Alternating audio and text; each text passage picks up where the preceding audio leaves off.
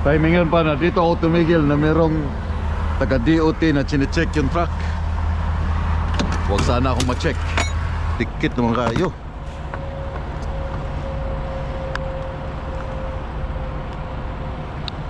Yeah.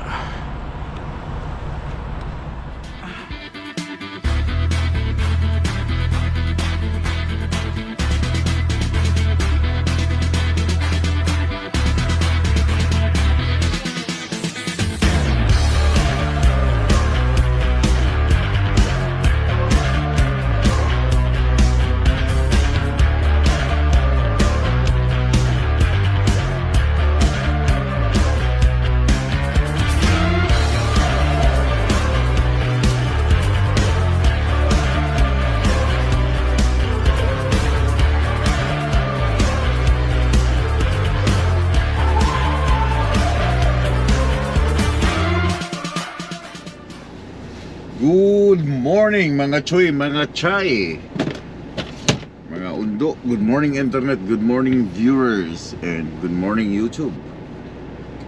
So kahapon, Sunday, hindi ako nakaalis dito sa TA ng Pennsylvania pagkapasok galing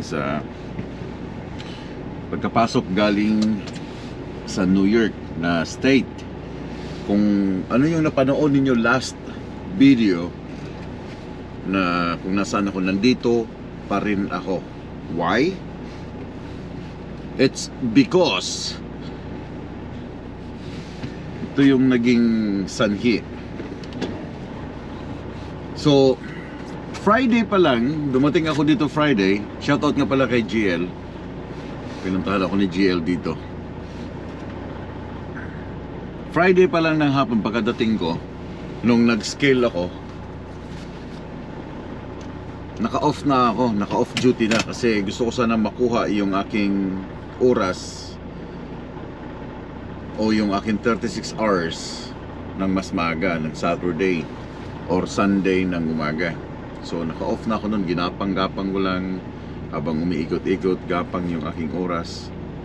But nung morning, nung nagpagawa na ako, nung napanood ninyo, nagpagawa na ako, dinala ko yung truck doon, naka-off duty siya hanggang sa natapos yung shop. Umikot ako, pumasok ako dito sa Blue Beacon para magpahugas. So now, habang hinuhugasan ako, I don't know bakit gumalaw yung aking status ng aking off duty, yung aking reset, gumalaw siya. So habang hinugasan ako, hanggang paglabas ko doon, and then hanggang sa tumigil ako dito, hindi na ako umalis nung tumigil ako dito, gumalaw yung aking hours of service, yung status ko. So tinawagan ko yung opisina, anong pwedeng gawin dahil I'm almost done doon sa aking reset. Wala na silang magagawa doon. It's against the law pag ginawa nila yung driving time and then i-undo mo or ibalik mo sa off duty. It's ano siya, yung bawal. Tinawagan ko yung director namin ng safety. It's against the law. Ewan ko lang sa inyo kung pwede sa inyo yung ganun, na nababago ang inyong driving time pag napapakiusapan ninyo ang inyong safety para baguhin, para continuous pa rin yung ano mo, yung reset. Pero yun nga, sa akin kahapon nangyari, nabago lahat, nag-drive siya. So nag-start na naman ako ngayon ng aking reset kahapon, Saturday ng gabi. So ngayon lang siya umabot ng 36 hours. Kasi kahit matapos siyang mag-reset ng mga alas 4, alas 3, hindi rin naman ako pwedeng tumakbo dahil oversize. So kailangan ko rin magpa-umaga. Check ko lang yung time. So ngayon lang siya natapos yung aking reset na 36. Dapat Sunday tapos na ako. So anong gagawin? Tatanong kayo, paano yan? Nag-reset na kayo, ginalaw ninyo, tumakbo kayo, nawala yung reset hours nyo. Yun ang worst. Yun ang worst scenario na mangyayari sa oras mo pag gumalaw ka, tapos nakalimutan mo ang yung personal conveyance i-on, or pag naka-switch off kasi ang truck, naka-engine off ang truck, pag start mo ngayon, maglalabas siya sa kanyang ELD sa screen if continuous mo pa bang gamitin yung personal conveyance. Yun ang aking naging mali. Hindi ko tiningnan. Pagkalabas ko agad dun sa Blue Beacon na nag-ask ang ELD kung gagamitin ko pa uli yung aking personal conveyance, yeah. So gumalaw. So anong gagawin? Pag ganyan gumalaw ang inyong personal conveyance, wala na kayong magagawa kundi mag-reset ulit. So paano yan pag mayroon kayong mga deliveries, mayroon kayong mga appointment time? So another 2 days na naman, 36 hours na naman yan, di ba? So paano yan pag mayroon kayong delivery time, tapos nagalaw ninyo, magsimula na naman kayo ngayon sa inyong reset? Ang tawag doon, problema mo na yan kung paano mo ngayon ayusin yung ganyang situation. Kaya wag kalimutan, lessons learned. Huwag kalimutan lagi na every time nga gagamitin mo, hindi naman talaga maiwasan na hindi pwedeng gamitin ang inyong truck, lalo pag naka-reset kayo as personal conveyance, lalo pag may pinupuntahan kayong mga grocery, o may bibiling kayo na ida-drop ninyong trailer or isasama ninyo ang trailer. Huwag kalimutan lagi na gamitin or i-click or i-check ang inyong status kung naka-personal conveyance ba kayo. Kasi kung nakalimutan mo at you are almost there, 2 hours na lang, gumalaw yung status mo, nag-drive siya, sisimula ka na naman ulit from the very beginning na yung reset. So anyway, today is Monday, December 9. Nandito pa ako sa TA sa may Pennsylvania. It's 5 hours from here hanggang makarating ako ng border ng Indiana, Illinois. Please drive to highlighted route. Uy, border ng Indiana State. 564 kilometers from here sa TA via Cleveland, and then via Columbus, and then all the way hanggang dun sa I-70 ng Indiana. So tatapusin ko lang itong aking pre-trip kahapon. Habang nandito ako kahapon, dahil na-bored ako, inayos ko yung aking load, nagtapon ako ng strap dun sa taas para make it sure yung aking mga tarp, pag tumatakbo na, kasi gumalaw ang tarp, hindi siya mahuhubaran ang load. So nagtapon ako ng dalawa para secured yung tarp, kasi mahirap i-tarp yung aking load pag ako na lang mag-isa dahil mataas. Wala na akong papatungan. So sinecure ko ng lahat. So ikot ako ngayon dito. Dahil ang problema ngayon, problema na naman, no, umuulan. So yung aking hugas kahapon, last day, baliwala yun. Madudumihan na naman yung truck. But that's okay. That's okay. So after that one, 5 hours and 64. So meron pa ako another 4 hours. I don't know, makakalabas siguro ako ng Indiana State. Siguro makakapasok ako ng Illinois State, and then Illinois all the way na hanggang makapasok ako ng Manitoba. But today is Monday, ang Manitoba ngayon binabagyo ng snow. Ingat kayo palagi. Monday, December 9, malakas ang snow ngayon. Kahapon pa ang snow ngayon sa Manitoba.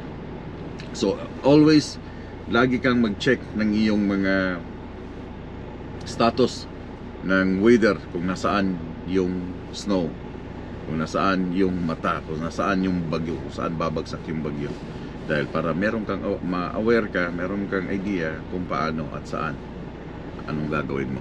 Okay, tapusin ko lang itong pre-trip, and then let's hit the big highway. Let's hit the big highway, guys. Big boys. Kapit ka dyan sa likod. Oh my God, salubong pa ako. Oversize, hindi pa sila gumagalaw.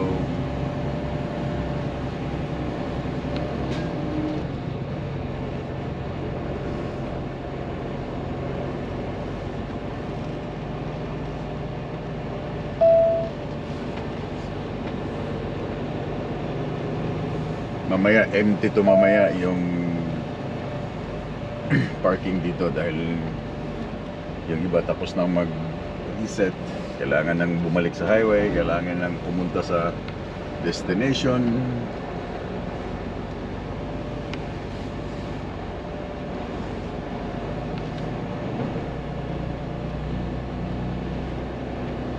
Tingnan nyo, di ba? Ang daming mga papa,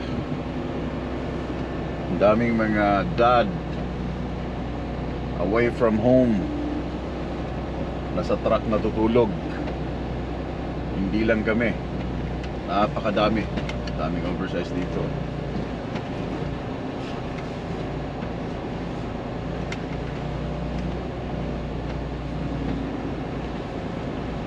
Ang daming nahihiwalay sa pamilya dahil sa pagtatracking.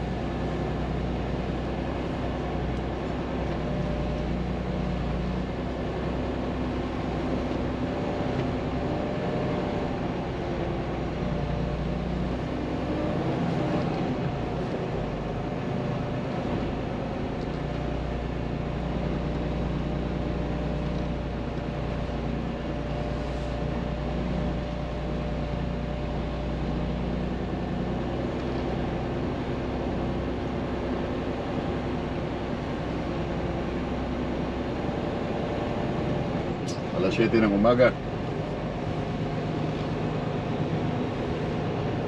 Ulan. At the end of the street, turn right.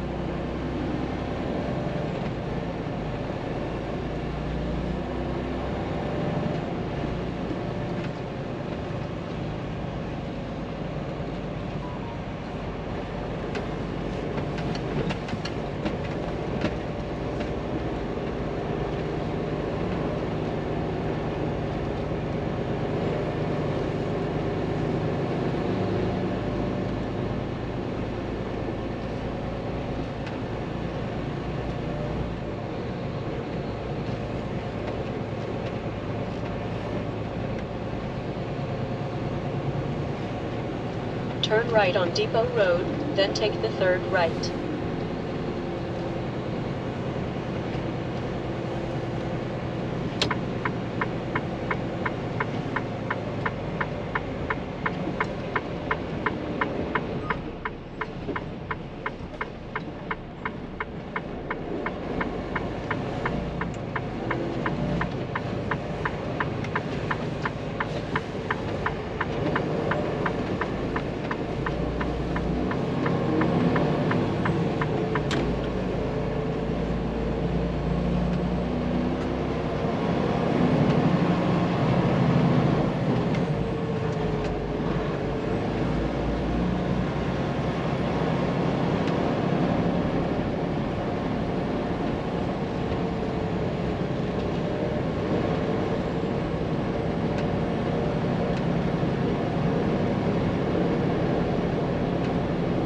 Turn right on I-90 West.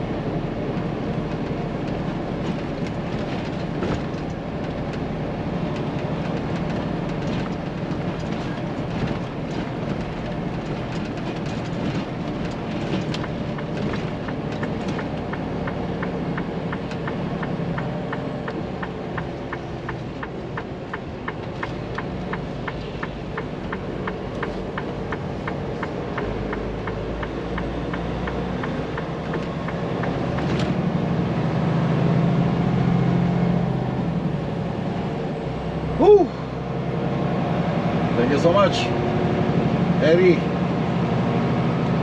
Eri ang pangalan. Eri. Pangalan ng lugar.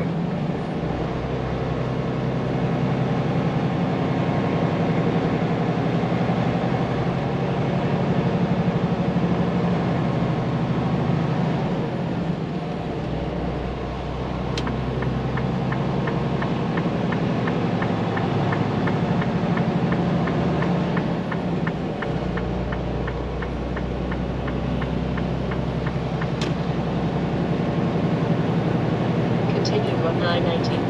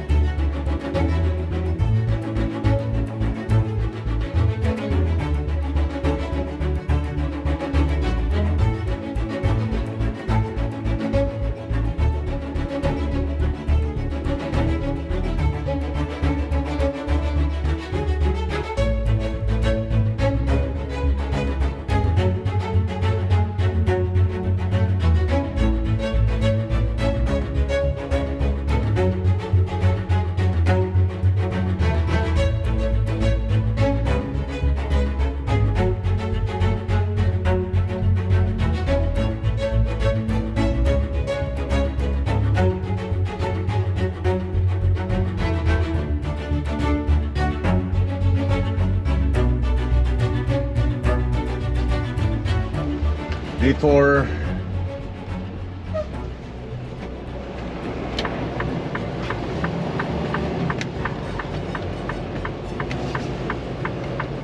Short detour lang to. And I don't know why.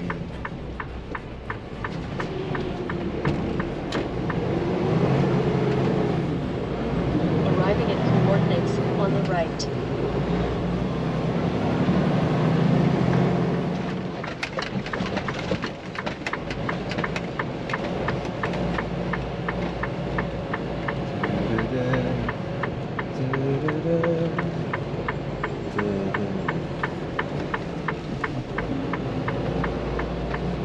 Arriving at coordinates on the right.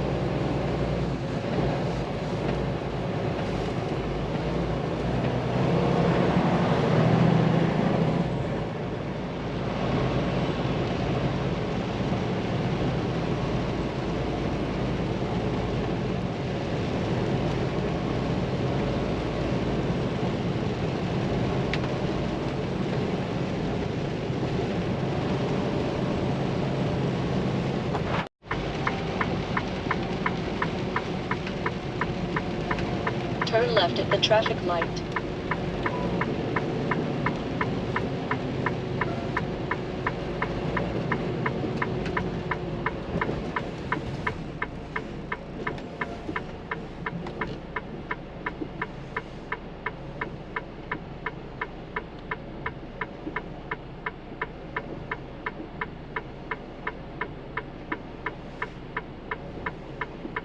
There you go.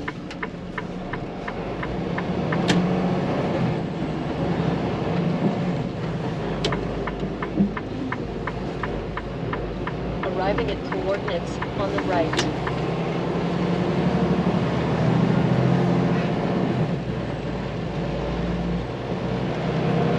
In 3.5 kilometers, turn right on I-90 West.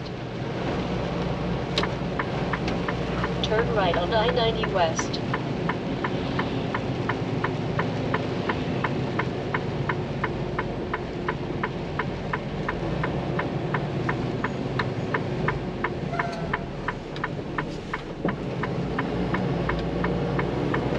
In 300 meters, arrive at coordinates.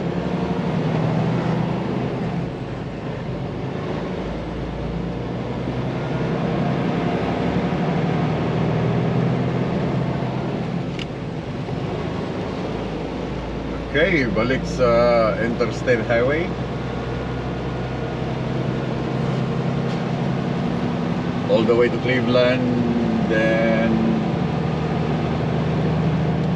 Columbus, Daytona, Continue on the current road. Indiana.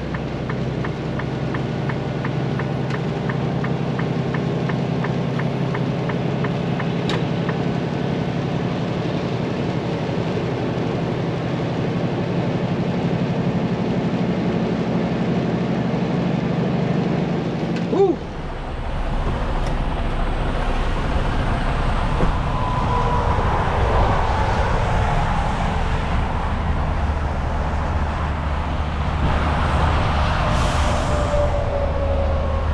Timingan pa na dito ako tumigil na merong taga DOT na chinecheck yung truck.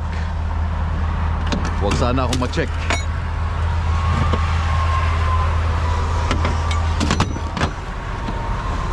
Yan o.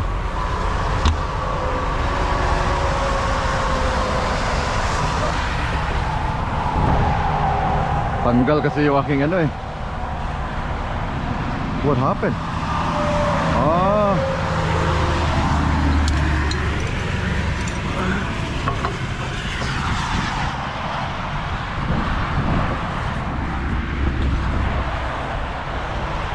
Tanggal yung lumuwag yung ano tali.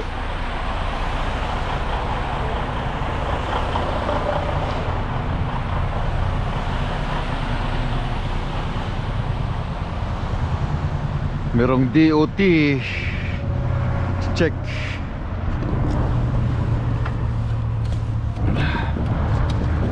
DOT State Patrol.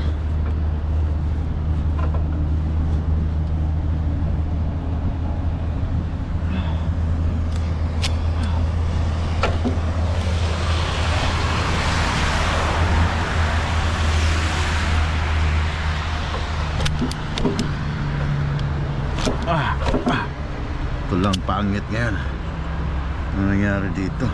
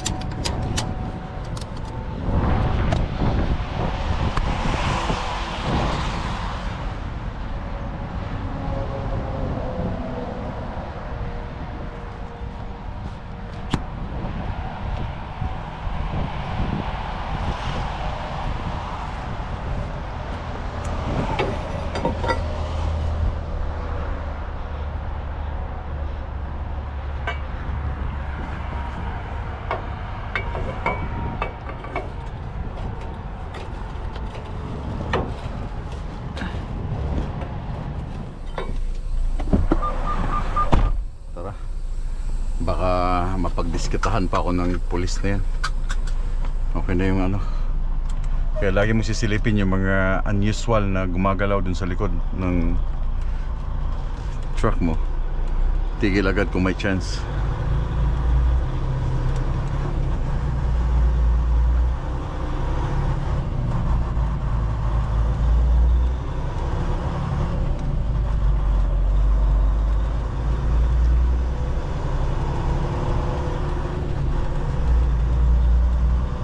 Wala nang ulan. Kanina malakas ang ulan pag daan ko ng Cleveland.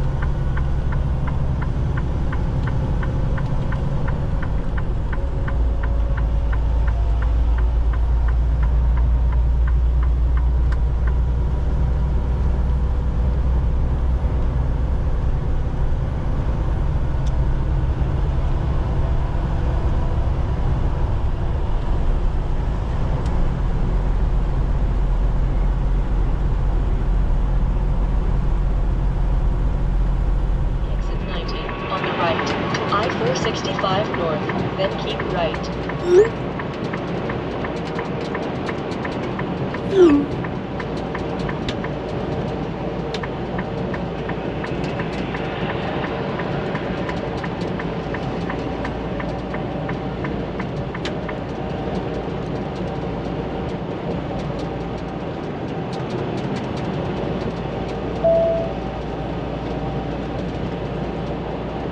Be in the right lane.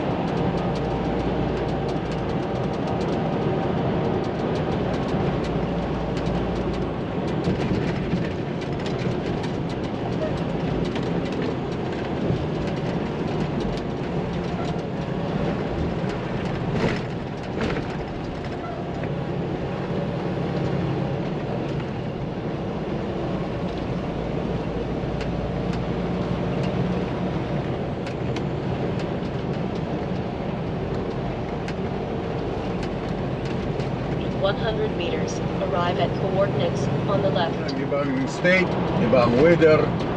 Pagpasok mo ng ibang bansa, iba ang weather. Here, dry. Plus 13. Pagdating mo ng North Dakota, malapit na sa Canada, malamig na.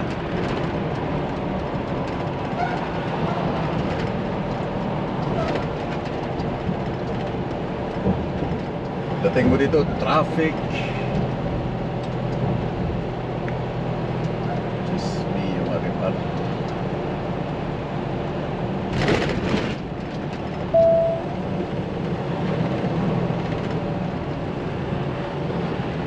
Woo! Welcome to Indiana, guys. Indianapolis. It's always like this. Kahit malapad na yung highway nila, wala pa rin. Traffic jam pa rin.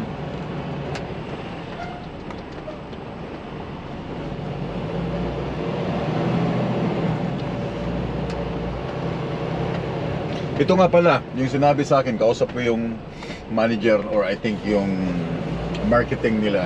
Itong aking Enfra Night Vision Infrared. Ito ba? Diba nakita nyo to sa nung in-unbox ko. Sabi niya, hindi daw siya gagana pag meron siyang salamin sa unahan. Okay. So, wala akong ibang option kasi kung ilalagay ko siya sa hood, meron siyang wire.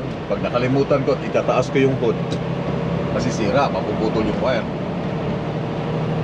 So, ngayon, dahil dry naman dito banda sa, titigil ako somewhere ng Illinois, sana magandang weather o dry na kagaya nito, pwede akong umakyat dun sa taas at ililipat ko dito sa bubong mismo.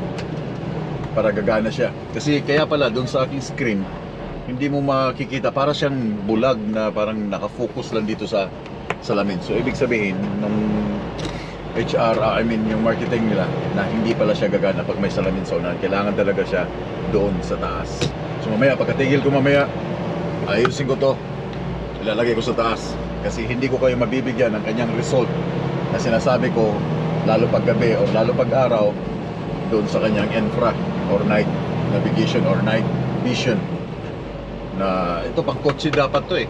Pero dito ko lang nilagay sa truck dahil nga mas magagamit ko siya pag nandito sa truck. Go for a night, guys.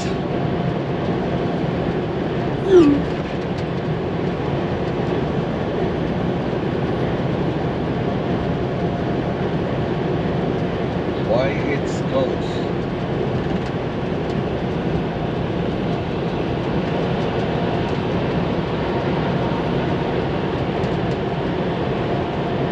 Sarado. Ba? Take exit 206 on the right to Oakwood, then take the first right. Road construction ahead. Patay tadi ya. Nah, exit close. Nah, patay. Patay tadi ya, men. Turn right at the stop sign.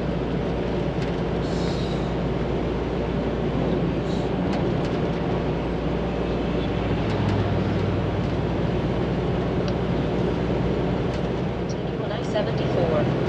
A lane closure was reported on I-74. You are on the fastest route. Really? Hindi ako nakakuha ng parking doon at sarado yung exit 206. Merong isang another Loves, but not sure.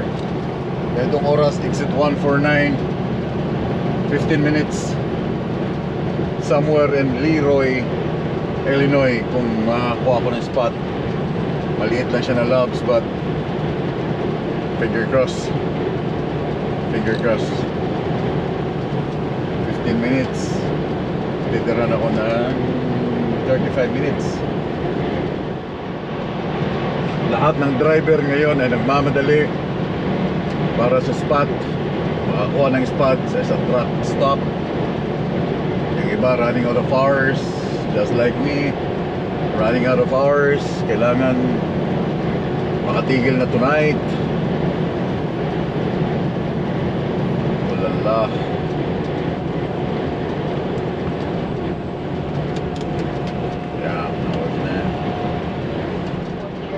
Then take the first right. I see the love shining in your eyes. There you go, loves. Then welcome guys sa Leroy, Illinois. Leroy Sinta, buko at papaya, dala-dalay puslo, sisila ng bunga. Pagdating sa dulo, nabali ang sanga, tapos ka palaran, humanap ng iba, hahanap ng iba. Pag wala ng parking, ay Diyos ko po naman, wala na akong oras. Turn right on South Chestnut Street, then take the first right. I see the love shining in your eyes.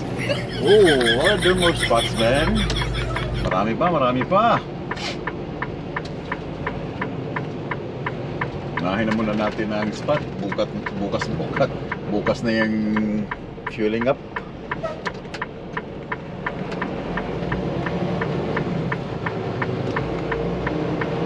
I see the love shining in your eyes.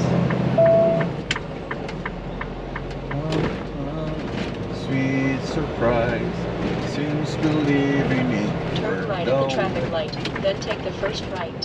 Copy. I've been here before. Maliit lang to.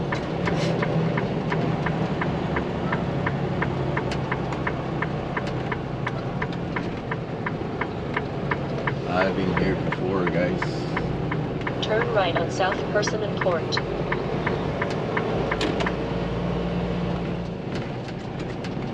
trucks.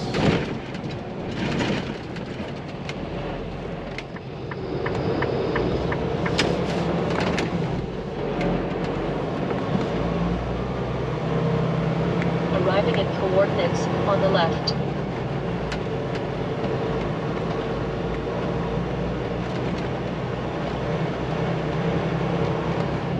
Please drive to highlighted route. Saka na. Ano yan? Trucks. Ahead.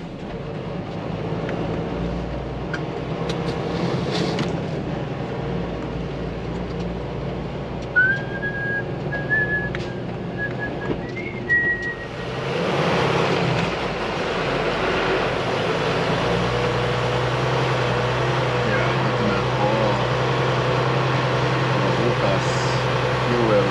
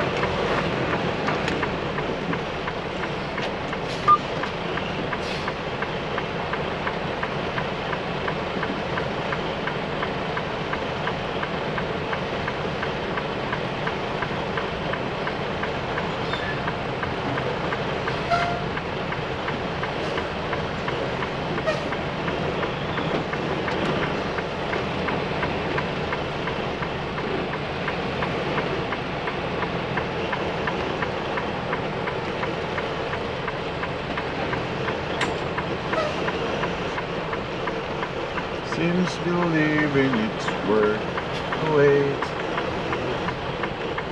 Oh, tell me it's not too late.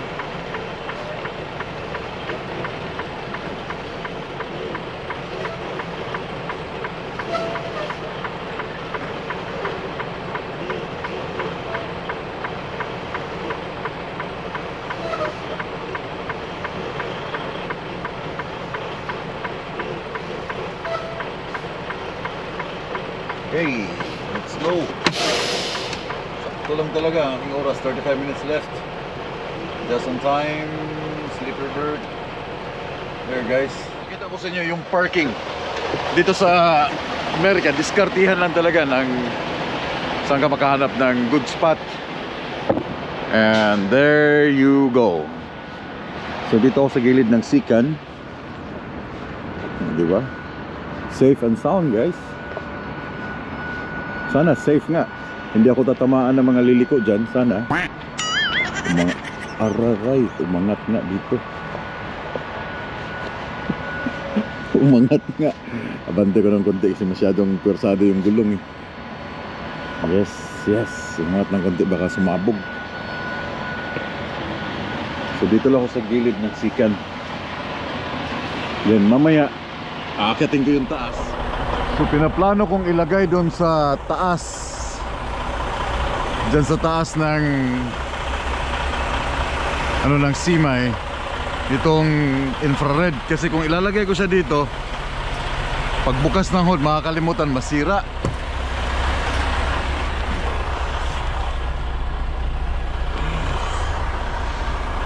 Kaya pala to yung purpose ng wires niya.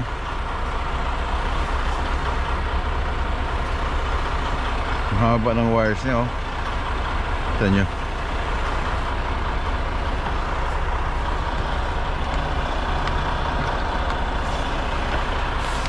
Yun pala ang purpose niya. Kaya ang haba ng wires. So lalagay ko muna to una dito sa taas para akyatin ko dun. Then yeah. Then akyatin ko muna.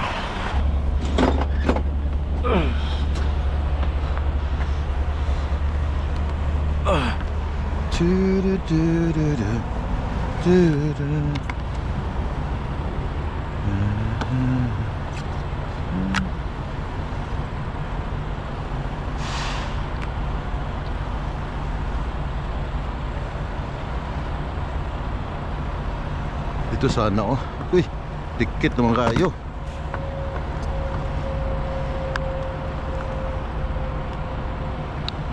Yeah.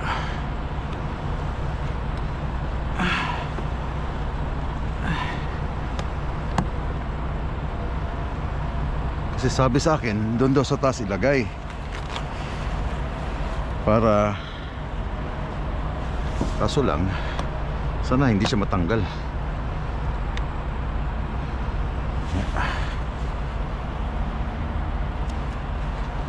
Ito yung purpose niya.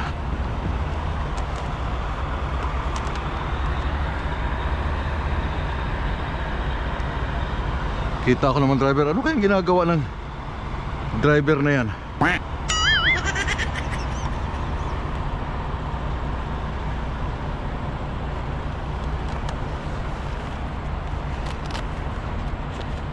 Mukha natin kung gagana.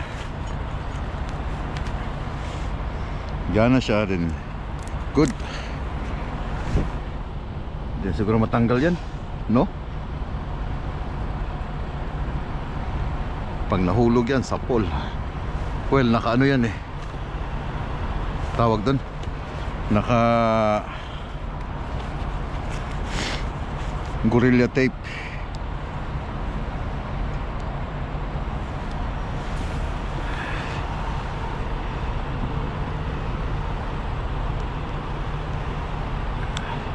Then meron akong in-order sa Amazon, I mean yung gumagawa ng case ng Starlink Gen 3. Dito ko rin lalagay sa taas.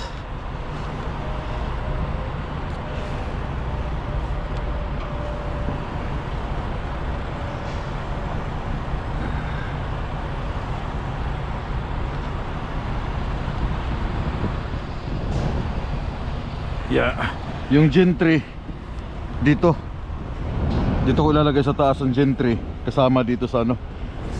Kasi yung kay Manoy nalaglag yung kanyang ano, ang kanyang nawala ang kanyang Starlink ng cover. Meron na rin siyang magnet, then meron siyang ilalapag para dumikit yung magnet doon.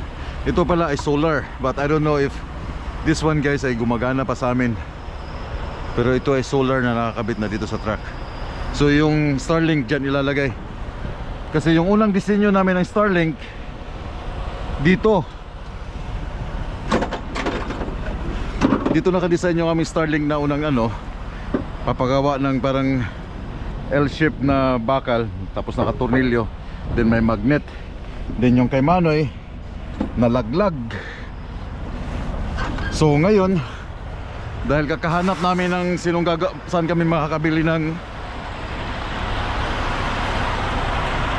ano ng Starlink, may nakita kami ang gumagawa sa may Alberta lang. So ito na yun. Then dito sisingit mo na yan dito. Sana hindi siya masira.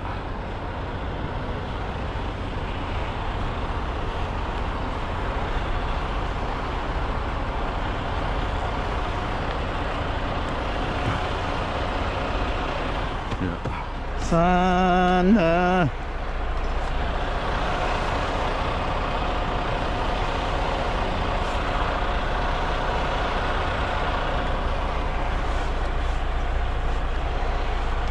then ito ay nakakonek, yung dalawa nakakonek sa ito. Yeah. Then let's see guys if everything will work. Then ito yung charger.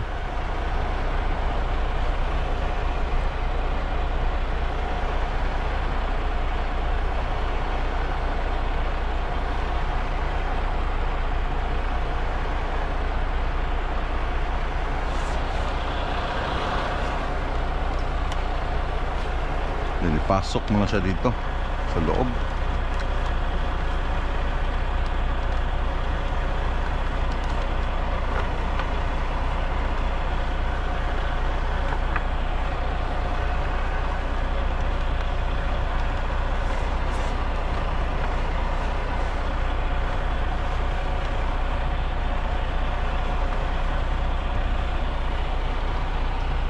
Ito ay ano to? Okay, charger niya. Okay.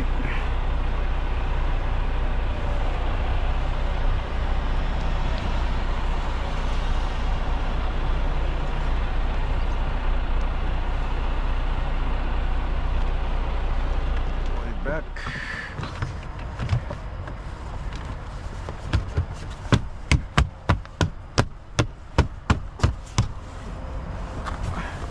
So tatanong kayo, hindi ba siya mapuputol?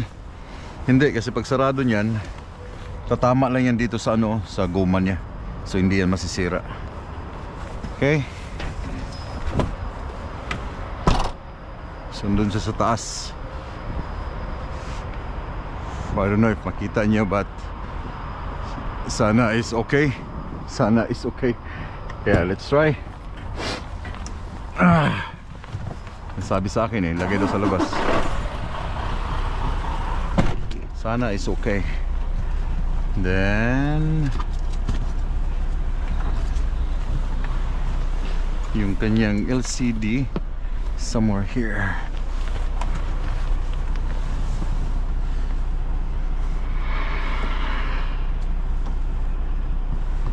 Sana papa, ikaw na lang ang aking papa.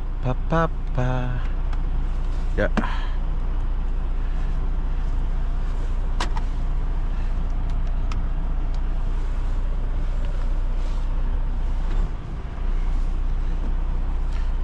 Ito nga pala siya guys, naiikot oh, yan oh. It's good. Okay, let's see.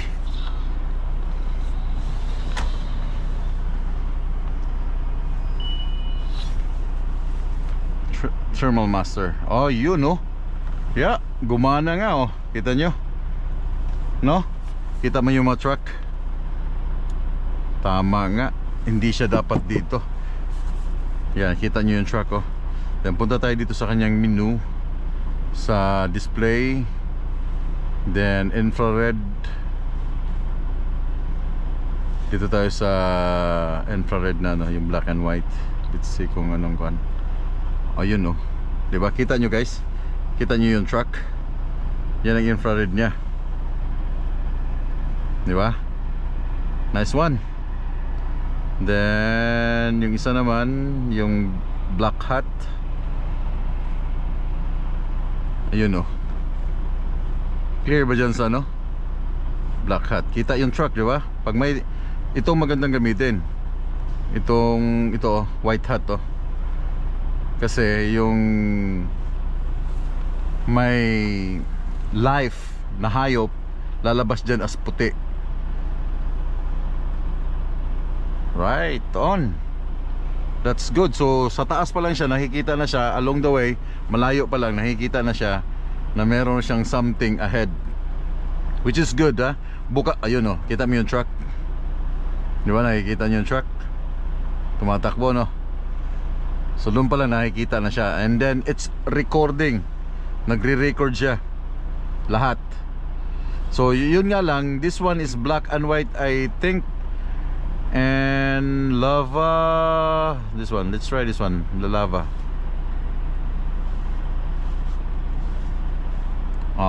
Okay. Yeah, yan ang result ng lava. And dito tayo sa ano, ito lang oh. Primary colors, try this one, primary colors. Okay, that's primary colors. And rainbow.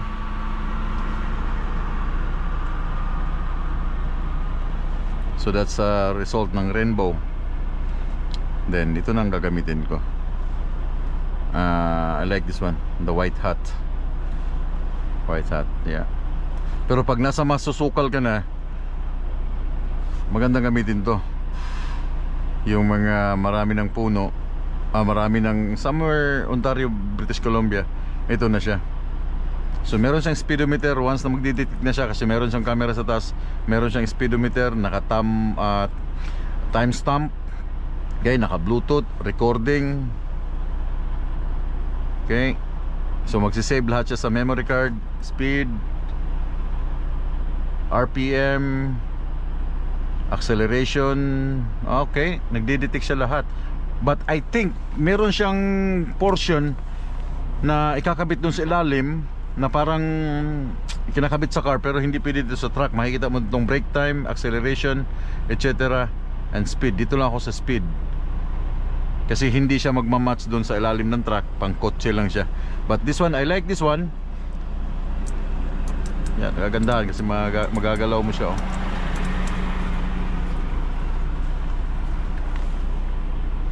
Yeah, kita nyo yung truck, oh. Oh, thermal, no? Kitang kita, nice one. So makikita to so bukas kasi tumatakbo ako ng medyo yung madilim-dilim na kagaya nito. Makikita ko ito bukas. Nice one, thank you so much. Thank you so much Tracy sa ano tawag nito? Thermal Master ng China. Again guys, yung kanyang link sa mga gustong bumili nito ay nasa aking description. Merong 10% discount sa mga gustong mag-avail nito. Kita mo yung tao? Look, nandun yung tao, naglalakad, you know. Diba?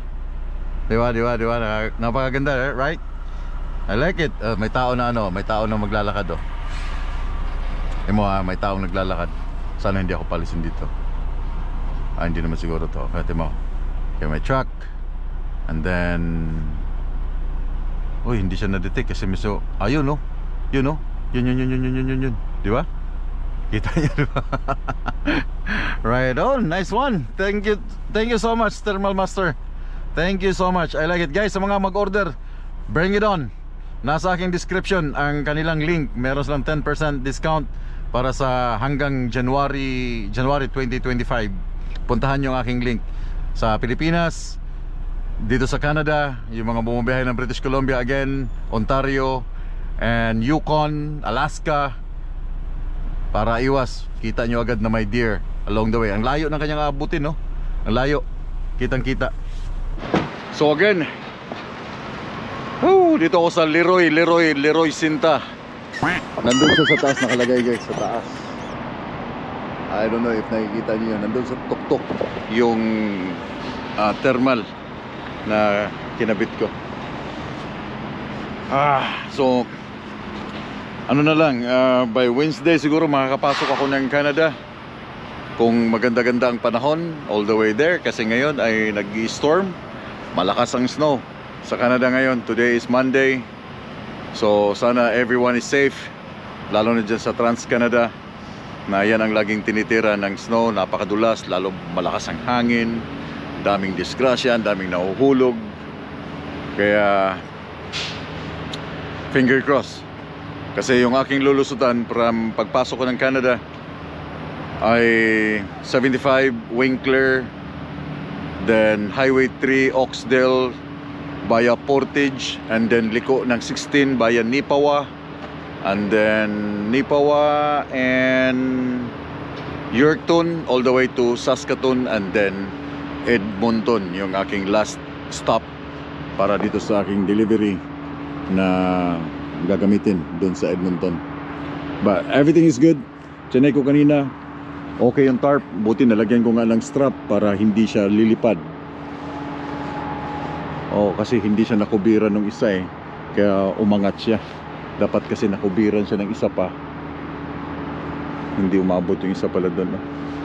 Kaya umangat yung isa. Inayos ko na itong aking gulong, pero nakasampang isang tire yung isa para hindi siya ma-press ng gusto, kasi baka mabigat So dito ko natatapusin ang video. Dito papalipas ng gabi sa Leroy, Illinois.